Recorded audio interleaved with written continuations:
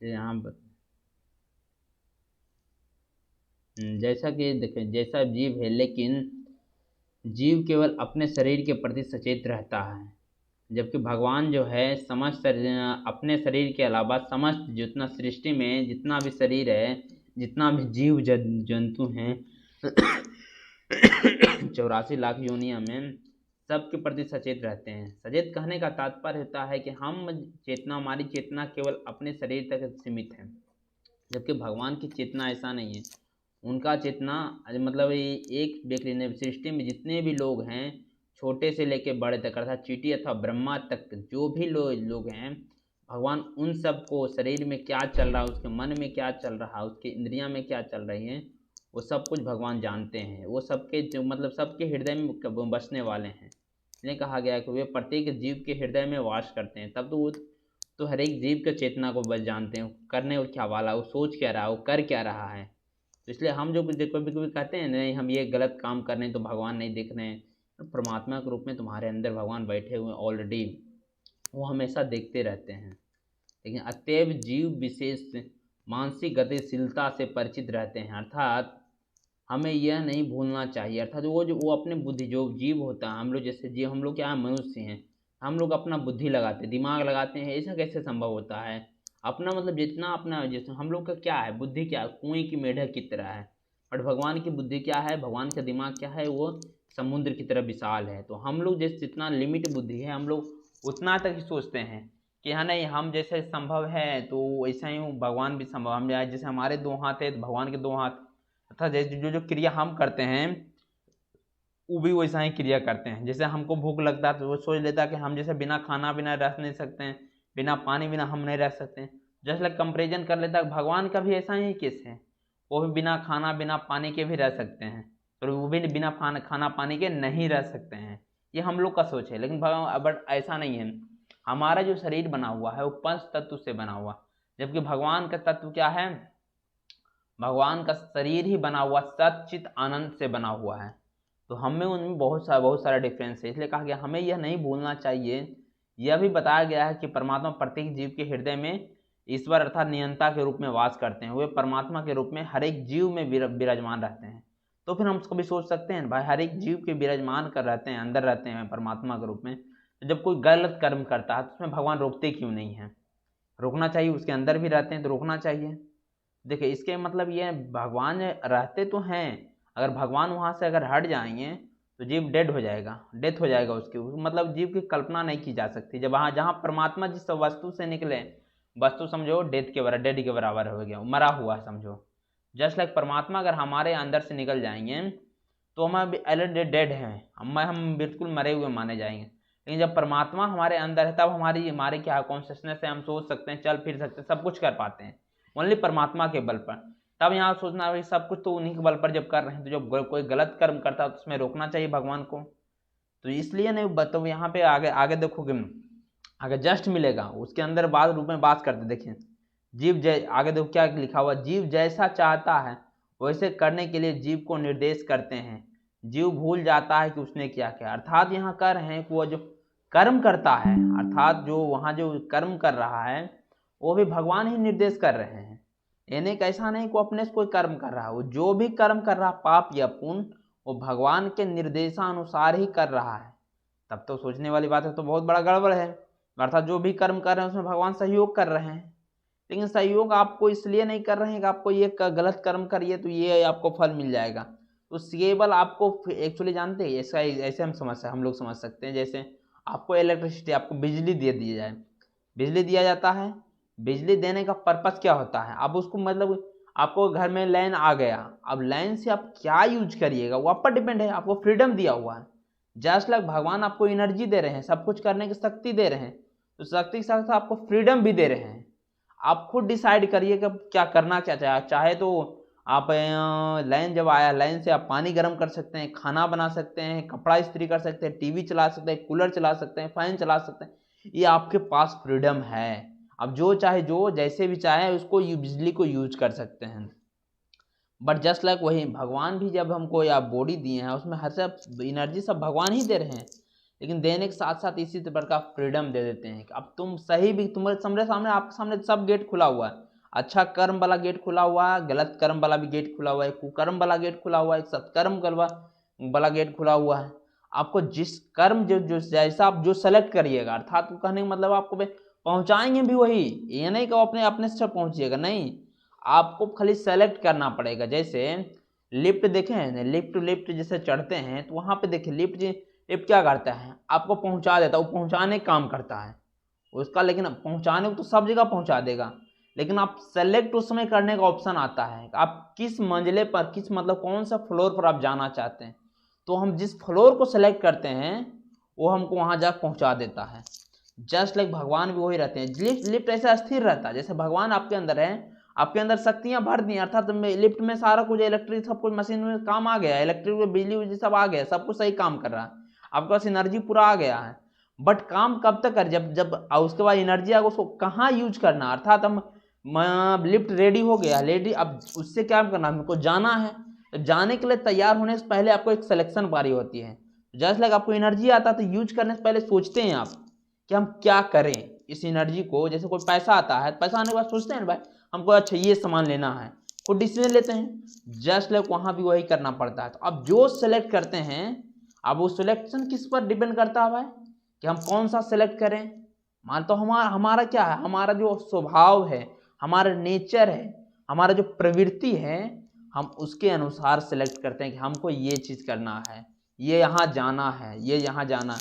जैसे कोई भक्त होगा तो कौन सा द्वार सेलेक्ट करेगा, सतमार्ग का सेलेक्ट करेगा, टेम्पल का रास्ता जो जाता है उसको सेलेक्ट करेगा, नहीं चलो हमको मंदिर जाना है तो मंदिर, जैसे लेफ्ट वाला क्या, जैसे फर्स्ट फ्लोर पर क्या मंदिर है, सेकंड फ्लोर पर कोची है, दारू को भट्टी है, थर्ड फ्लोर को है कोची है, ऐसी जुआ जुआ का खाना है। तो देखो व्यक्ति जब सब बैठा हुआ है लिफ्ट पर बैठा, उसके बाद ऑप्शंस क्या है, 3 ऑप्शंस है, कहीं वो टेम्पल भी जा सकता, मंदिर भी जा सकता है, या फिर दारू खाना भी जा सकता है, या फिर जुआ की जगह भी जा सकता है। लेकिन जब उसके बाद जब ऑप्शंस आया कि तीनों में तुम कौन सा सिलेक्ट करते हो, तो उसमें व्यक्ति पर डिपेंड करता है उसका आचरण कैसा है, उसका व्यवहार कैसा है, उसका मतलब उस अनुसार मतलब उसका संस्कार कैसा है, वो किसका नेचर कैसा है, किस प्रवृत्ति से आया है, समझे। तो वहां पे जो सेलेक्ट किया, अगर फर्स्ट फ्लोर पर सेलेक्ट करता है तो समझ लो मंदिर में पहुंचेगा, सतमार्ग अच्छा कुछ सीखेगा, भगवान के बारे में जानेगा।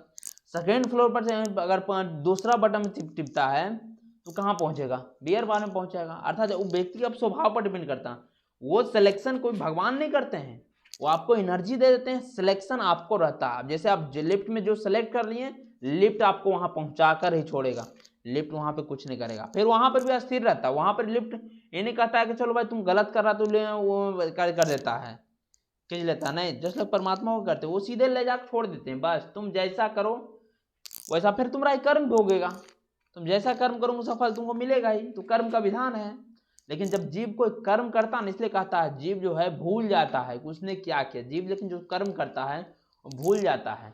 क्योंकि मैं तुम लोग को पहले से बताया है कि तुम पर 12 CCTV ऑलरेडी कैमरे लगे हुए हैं, वो सब कुछ देख रहा है, समझाओ, उसमें तुम क्या क्या चल रहा है तुम्हारा, तुम क्या क्या पाप कर रहे हो, क्या क्या कर्म कर रहे हो, सब कुछ रिकॉर्डेड हो रहा है।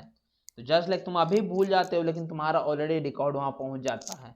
वहाँ से चलने के बाद जब तुम यहाँ से इस जगत को छोड़कर था, यहाँ जब तुम्हारा डेथ हो जाएगा, तब जो हिसाब यमराज के पास तुमको हिसाब किया जाएगा, कहा जाएगा हाँ तुम इतना टाइम में इतना दारू पिया था, बोलिएगा नहीं पिए थे, तो आपके नाम से सीधे फोल्डर वहाँ खुल जाएगा, जैसे टीवी में देखते हैं ना स्क्रीन, जस्ट लाइक उसके दिखा दिया जाएगा हाँ अच्छा जैसे यहाँ क्या थे, सामने तुम दिख जाओगे, तब तुमको सब पाप का रिमेंबर वहाँ करवाते हैं, समझे। हम लोग जीव की प्रवृत्ति है, जब कर्म करता है व्यक्ति को याद रहता नहीं है, व्यक्ति भूल ही जाता है, समझा।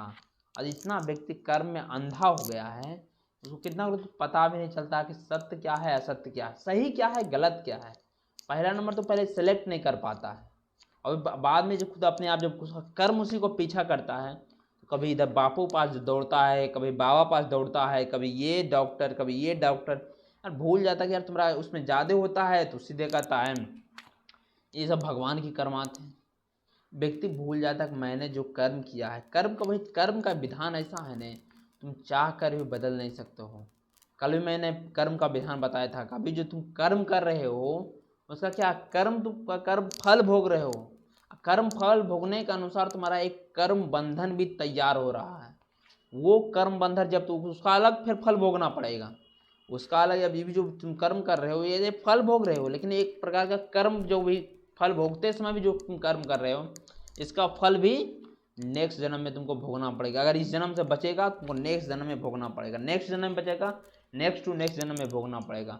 कर्म से फल नहीं, कर्म से बच नहीं सकते हो। तब नहीं यहाँ सोचने वाली बात है, जब तक भाई तो कम कंटिन्यू चलते रहेगा।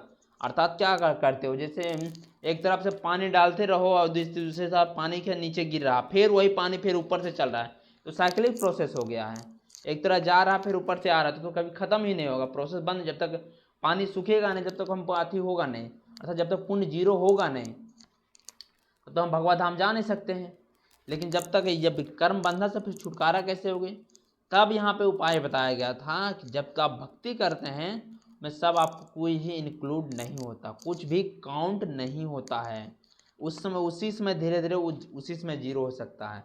अर्थात कहने का तात्पर्य ये हो रहा है कि अगर भक्ति से ही अपने कर्म फल को हम जीरो कर सकते हैं, वरना आप किसी से चाहेंगे कि आप कोई दान से यज्ञ से या कोई विधि विधान से कर लें तो संभव नहीं है, वो चाहकर भी फैल कर जाइएगा उसमें।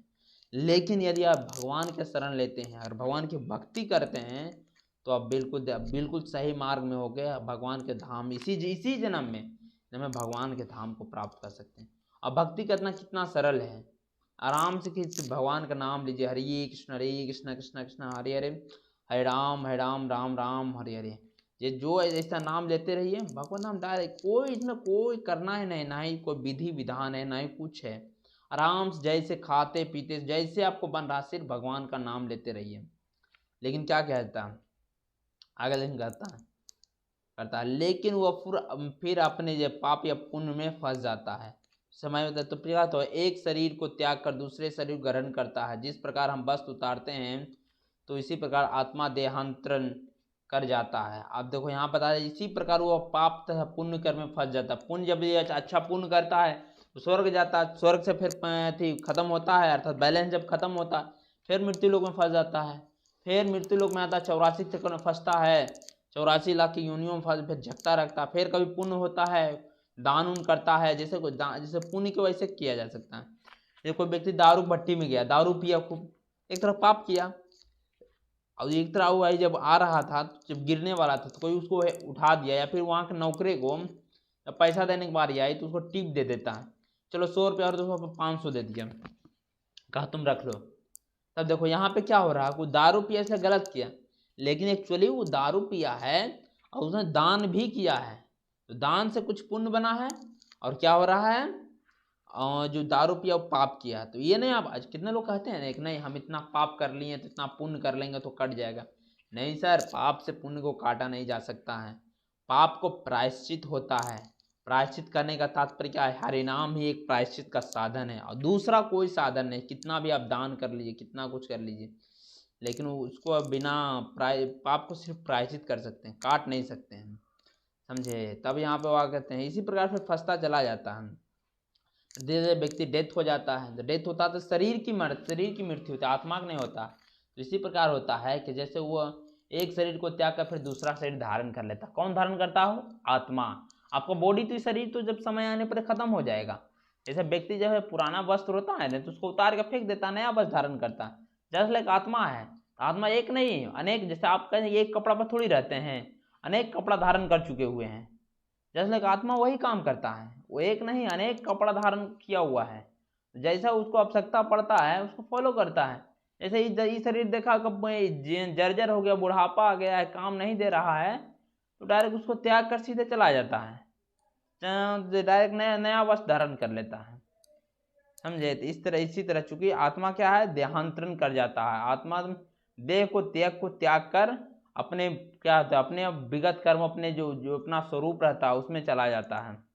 अतः उसे अपने विगत कहने का तात्पर्य है पूर्वकृत, अर्थात पूर्व में जो कर्म किया है उसका फल उसको भोगना पड़ता है। कहाँ, नरक में जाकर उसको भोगना पड़ता है। ये क्रियाकलाप तभी बदल सकते हैं जब जीव सत्व गुण, ये जो क्रियाकलाप जो मैंने अभी क्रियाकलाप बताया 84 लाख के योनियां तथा कर्म के फल को भोगना ना पड़े, तो ये क्रियाकलाप कब बदल सकते हैं, जब जीव सत्व गुणों में रहकर स्थित हो और यह समझने के लिए उसे कौन से कर्म करना चाहिए उसे में अब उसको यह समझना चाहिए। पहले नंबर तो जीव को सत्वगुणी में आना पड़ेगा। सत्वगुणी के कहने का तात्पर्य क्या हो, सात्विक प्रवृत्ति उसको आना पड़ेगा। आदमी को शुद्ध खाना होना चाहिए, शुद्ध आचरण होना चाहिए, शुद्ध व्यवहार होना चाहिए, शुद्ध सात्विकता होना चाहिए उसके अंदर, घर का वातावरण सही होना चाहिए। भगवान की सबसे अगर सत्वगुणी में आना है तो सबसे आसान विधि है भगवान की भक्ति करना। भगवान भक्ति करना कितना, भगवान की अगर कोई भक्ति करने लगता है तो पापी से पापी भी जीव भी सत्वगुणी में आ सकता है।